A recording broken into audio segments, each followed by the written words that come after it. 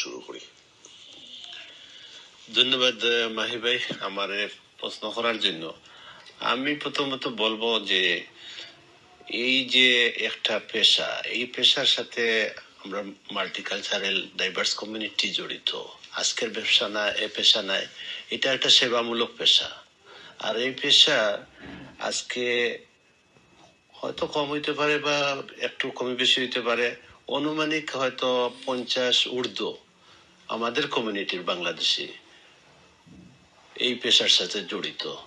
এবং অনেকে এই যে মনে করেন এই স্টাডিটা করিয়া এটার উপরে তারা একটা এক্সাম দিয়ে তারপরে তারা লাইসেন্স পাইছে।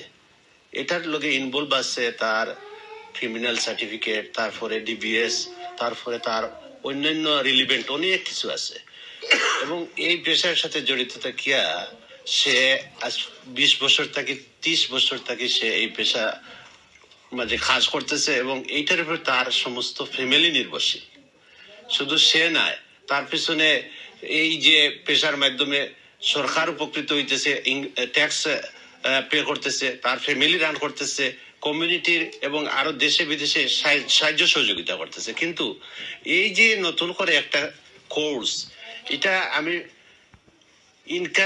ডিসকারেজ করি না, আমি এনকারেজ করি। কিন্তু আমি এইটা বলি যে এই যে 50 ঊর্ধ্ব আমাদের এই কমিউনিটির বা এই প্রফেশনের এই ডিপার্টমেন্টের যারা লোক আছে, তারা তো এই যে কোর্সটা চালু করা হয়েছে তাদেরকে ইমপ্রুভমেন্ট দেওয়ার জন্য বা তাদেরকে মোর ইনফরমেটিভ করার জন্য এবং আপডেট করার জন্য।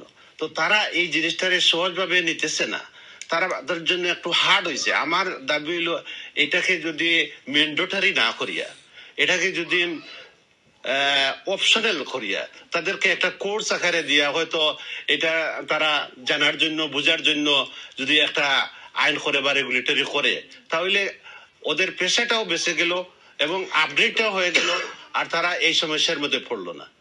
এই হইলো আমার অভিমত আর কি। যে আমি মনে করি যে সেরু টেস্টটা যে 36 কোয়েশনের মাঝে আছে এবং টাইম দেওয়া হয়েছে 45 মিনিট, এই সময়ের ভিতরে 50 ঊর্ধ্ব আমাদের কমিউনিটির রেসপেক্টেবল যারা ড্রাইভাররা আছে, প্রাইভেট হায়ারে আছে, তাদের যে মেমোরিটা, যেটা ক্যাপাসিটি, যেটা এটা এখন লো হয়ে গেছে। তারা এখন অনেক জিনিস তারা স্মরণে রাখতে পারে না।